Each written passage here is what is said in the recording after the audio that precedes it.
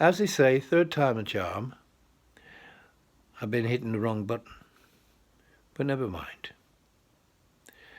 The interesting news today, wasn't it, about the broadband? The Tories going into one, saying it's communist. Jesus Christ. Their own think tank said it was a good idea to have a national broadband network because the rural communities weren't getting a look in. And the time they got it, the broadband, they'd be onto something new.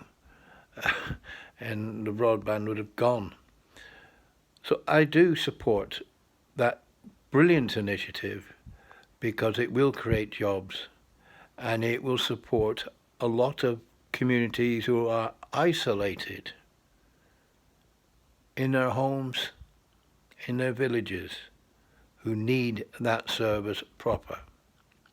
A lot of small businesses will have a wonderful opportunity to have their staff working from home where they can, so they can improve their profitability, and also you could ensure that a person working from home make sure they're safe as well, and when they're doing their work.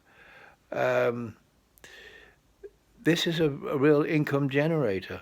Small and medium-sized business will be let free. They'll be able to have facilities to be able to have their staff work more agile and more effectively. So why the Tories opposing it? It's gone beyond belief. But the other thing that people need to understand, everything we do now is on broadband. You've got to go on the internet. You've got to fill in for universal credit. People have to go on the internet. You can't just go to the office. You've got to do it online. Libraries are closing. Well, there's some internet for people who haven't got it at home, but those libraries are closing.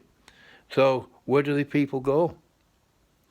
So we also need to make sure that that internet setup is for the elderly as well, and they get the proper help and support so that they can understand how to use it effectively for themselves.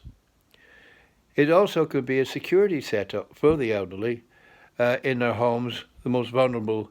They're able to switch something or touch something, and it'll light up and it'll send an alert to the appropriate authorities that they need help. There's a lot of things that can be done with it. We need to use a lot more imagination about this and not be negative like the Tories. I still can't understand it. Christ. If anything was a brilliant idea, this internet thing is the big one. And I hope it's the game changer that people then to realise now, because what the BBC did splash right across the screen, internet communism. Good grief. The NHS is free at the point of need, so they call them the NHS communists too. You know, these people wouldn't understand a communist if we come up and hit them. They've never seen a communist system, a lot of these idiots.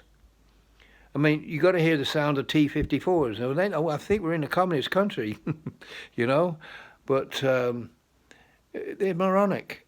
They're billionaire newspapers. Their constant attack on Jeremy Corbyn. And I know why they're frightened of the man. He wants to take some of their money off them. He wants them to pay their bloody taxes like they should do, which they're not doing at the moment. That's what's really getting them annoyed. And they say, you haven't got the money to do this. If you all pay your bloody taxes, we will. And then some extra on top. We would have a lot more money if everyone paid their bloody tax.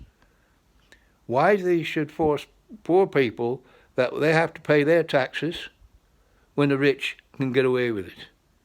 That's not on. That's not a decent society. It's got to stop. Thursday, December 12th.